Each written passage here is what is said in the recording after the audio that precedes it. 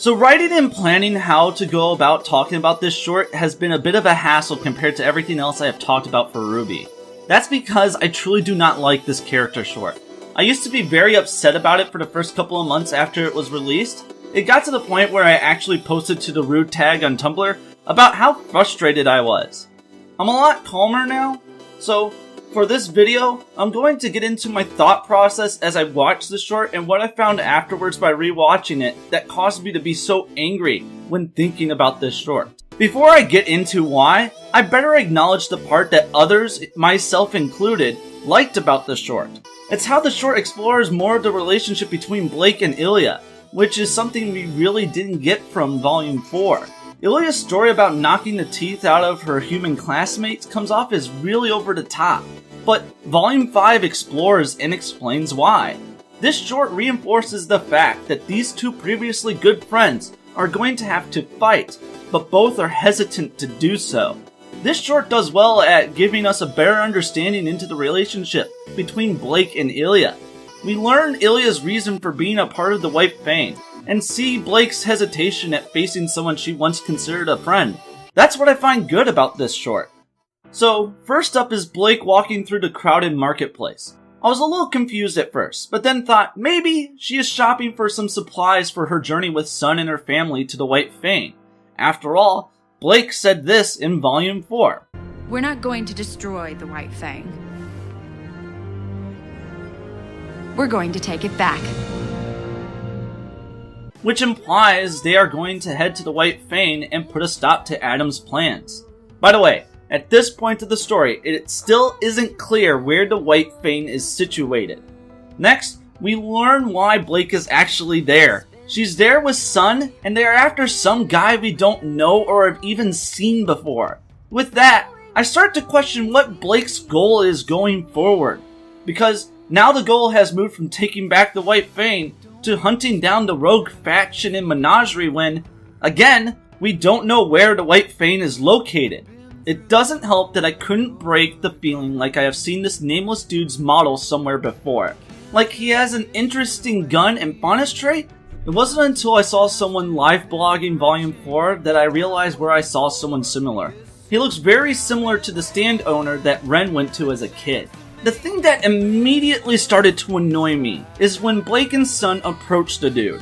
When the guy turns around, Sun and Blake have this confused and perplexed expression on their face, as if they weren't prepared for the guy to turn around, and at the same time, Blake is pulling out her weapon.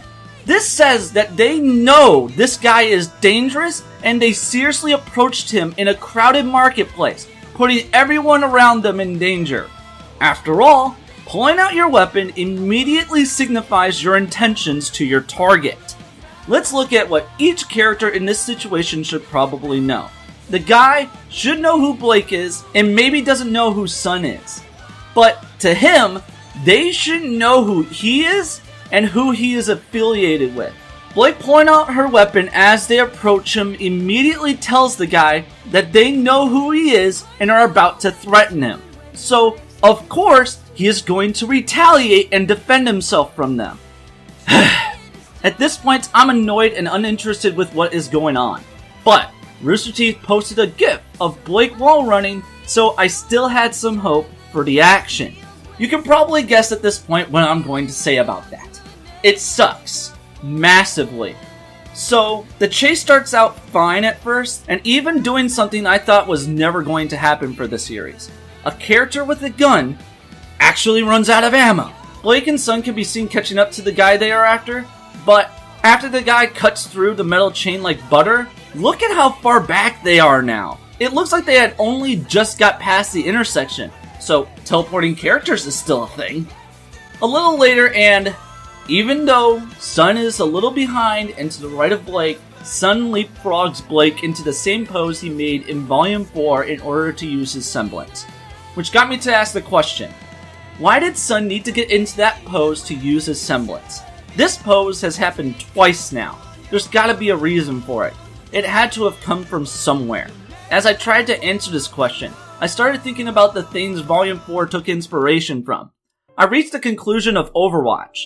The Overwatch character Hanzo is a stated inspiration in the design of Ren's father. So, I speculate that the character Zenyatta is the reason why Sun is being put into this pose. It's up for debate whether the pose fits Sun's character. Check out ExtraCredits videos on the tracer pose and pose design when it comes to enforcing personality in a character's pose. Next is Sun's clones moving like monkeys. Even though Sun has never moved like that before, so why would he control them to do so? This is a problem because this doesn't fit the tone of the short. This is silly and dumb, in a short that is a bit dramatic and somewhat mellow thanks to the voiceover of Blake and Ilya throughout. I also find the clone's movement animation jarring. It just does not look good to me. It's now confirmed that Sun can move when using his semblance, even though we have been led to believe otherwise since a panel after Volume 2. I forget what panel it was. I think what they are trying to do with Sun's power is this. He can move when spawning 1 or 2 clones. Any more and he has to stand and focus in order to control them. What Blake goes to do next here makes little to no sense. Sun tells Blake to continue after the guy, but Blake goes to jump straight up and throws her weapon into the cart that Sun is trying to stop. Ask yourself this question, as if you don't know what is coming next. What is Blake trying to do and accomplish here? Let's start with the obvious. She's trying to catch up to the guy by using the cart as a pivot point to swing into the alleyway the guy she is after just ran into moments prior. The thing is, that can't be the case because the radius from her to her pivot point is too small for her to actually reach the alleyway.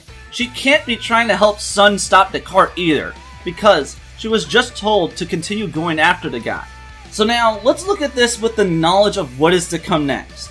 Even then, what Blake is doing here can't work. We can see the wall of the building she is going to run on and jump off of.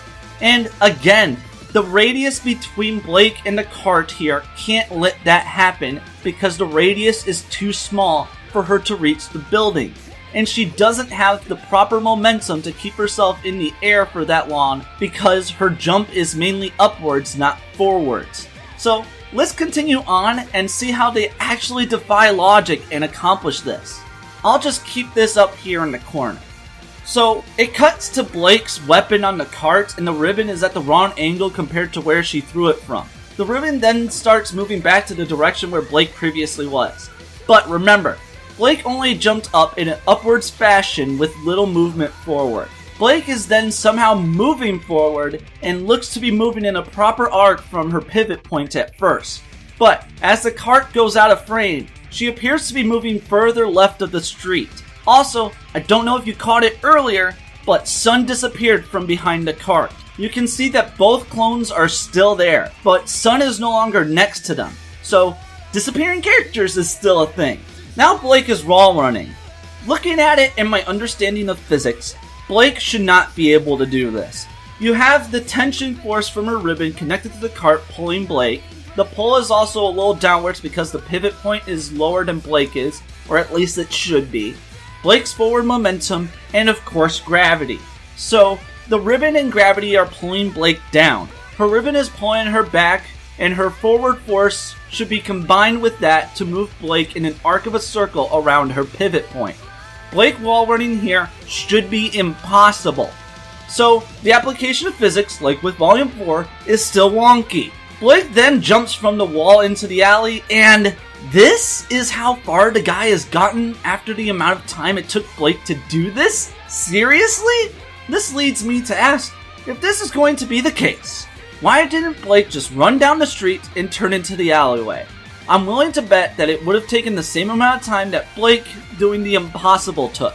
Lastly, Blake throws her weapon at the guy, it gets cut by Ilya and is left laying on the ground, but the weapon reappears on Blake's back without her going to pick it up on screen or even in a suggested manner. So, objects teleport around as well. Back when I first watched this, I was baffled, dumbfounded at what I just watched. I couldn't believe that this is what they thought was good enough to actually put out and show people. I went over this many times trying to figure out what went so wrong.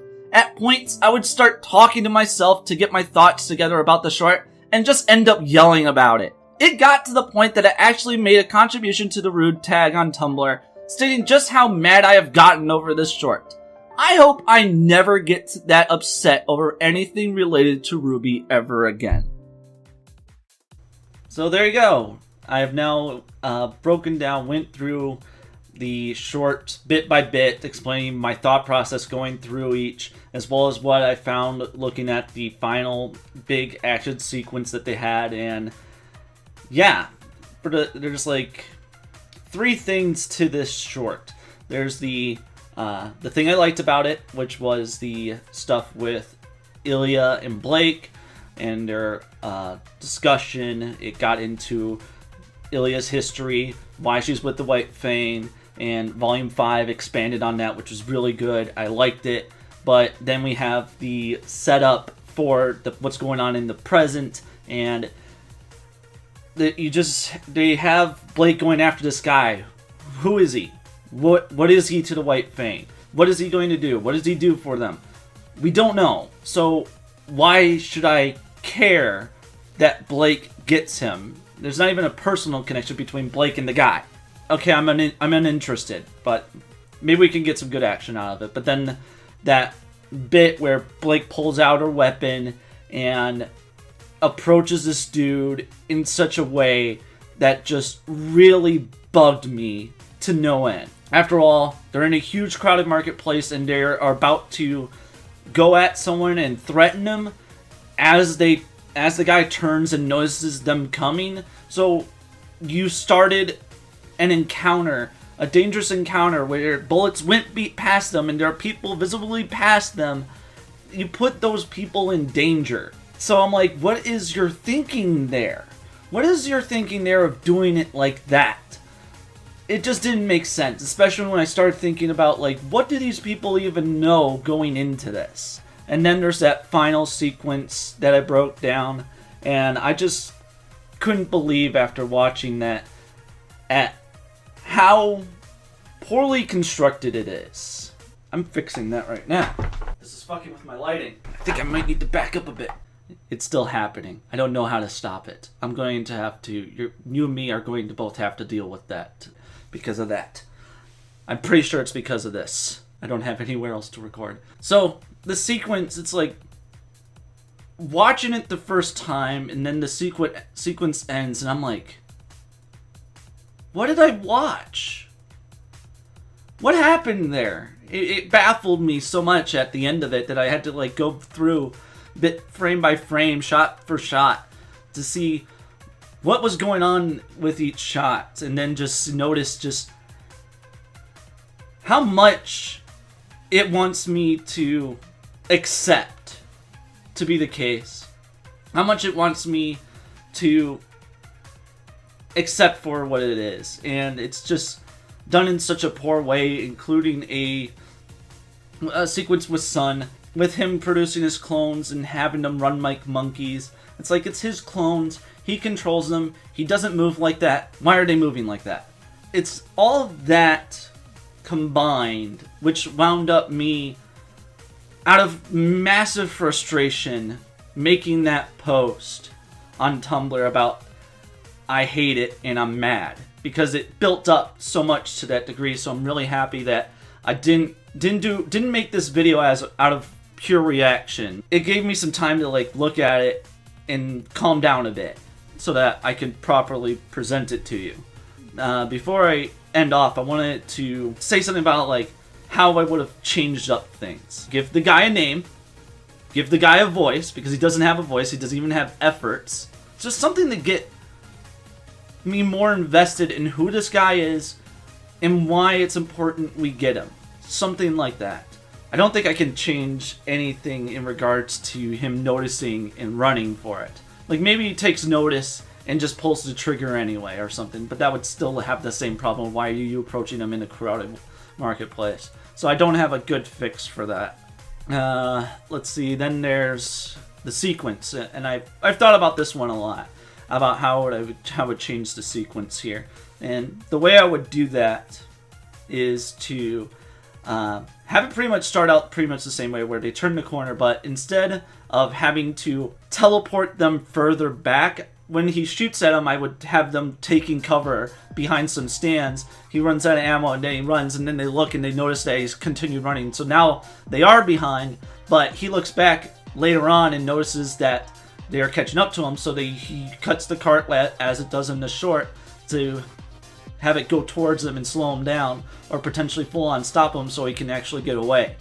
And instead of Sun doing a leapfrog over Blake, I would have him run to his right, run past her from the right, and just have him do the hand thing, use his semblance, and his clone spawn, and he slams into the cart. Just slams into it all at once with his clones, making it a little more intense, making it keep in line with the tone of the short. I'm going to have Blake jump, but instead of Blake jumping pretty much straight up and throwing her weapon for whatever reason, I'm going to have her use the cart as a jumping point to jump onto the building to the right of their forward direction, to the right of that. And she's going to jump up on top of the building, and the guy took a forward line, turned to right, and Blake is instead, to try and catch up to him, going to jump on top of a building and go in a diagonal. Going in a diagonal. And one of the things that I would do with that running is that she's going to go over a couple of buildings. I think I would only do like 2 buildings, because it's like we got 2 streets. I'll have it like there's 2 streets and there's buildings in between. They're on. I can't keep track of which streets is what in this case. So they're running on this one. They're going to the right. I don't know if that's translating well for you, but this is my right, this is my left. So, just flip that. They're running here, and he turns into this one. He's going to be running past a couple of buildings, and Blake's going to jump from here to go into a diagonal way to kind of cut him off if she can. So, with the 2 buildings she's going to be running on top of, I would put the camera when she's about to jump over one of the buildings below and between, because it's like an alleyway. We could have another alleyway perpendicular to that, and I would do that to have it show that the guy didn't turn down and make a left or a right. And above, I would show Blake, just as that shot, or shortly after it begins, jump across it. Okay, and if I could get away with it or make it actually look nice, I could have her head tilt to look over the left to see whether or not the guy went that way. Kind of get the idea. It's like, okay, he didn't turn. We're trying to find him and catch up to him. And so she runs over, and now she's on top of the building over the next street, and she's scanning for him. We see construction ahead. Some of the buildings ahead of where Blake is across the street is under a bit of construction, so that's visible. This is where it's going to get tricky in my positioning of things. So the guy is about to enter the next alleyway of the street. I don't know if I would have him going straight, or whether or not I would have him like turn left a bit, head in diagonal down the street, and then try and enter the next alley down, or something like that. I want to have like something like trip him up to cause him a trip, and then notice Blake has caught up in a good way to him, so that he continues running, and then they both lock eyes. Target locked, in a way. So, with there's construction, we can have like cranes and stuff, like either small ones or things hanging in some areas. And so Blake would see that, and she would jump towards the alley where he was. And with some of the stuff like hanging around for the construction, she would throw her weapon onto one of the hanging things, like what we saw with, not the same, but what we saw earlier, later in the short after the main part of the sequence, when she caught up to him, wrapped her weapon around, Ilya cut it, and she shoots something that was hanging to drop down and just make it so Blake would have to flinch a bit and they get away. So one of those things, she throws her weapon towards, it catches onto it, and then she swings in a proper arc into the alleyway. And she does a spin move to take her weapon off of it and throw it. Actually, I want to change it up a little bit. So she would swing in. I want to keep the wall run in some way, at least have the wall run, because the wall run was the big thing they promoted for it, so I want to keep it in some way. If I can, I would have her swing in, take like 2 steps on the building on the left to jump off, then do the spin move to take her weapon off, and then have her throw it at the guy and catch him. And of course, we would have the same exact stuff there happen there. I actually have the weapon on the ground because I'm recording this after I'm detonating and notice that the weapon wasn't on the ground for some reason after Ilya cut it. And just suggest that Blake went to catch it and then maybe have something at the to cut that off and have Ilya and Blake one more time, something. Like maybe they went off to do something. Something at least. Just something to have like Blake and Ilya's story finished rather than just Ilya saying I broke their teeth or something. I think that, I'm thinking off the top of my head is the case for the short. I don't have it in front of me right now. With that ending, Blake is heading back and she exits out of the alleyway and Sun finally catches up.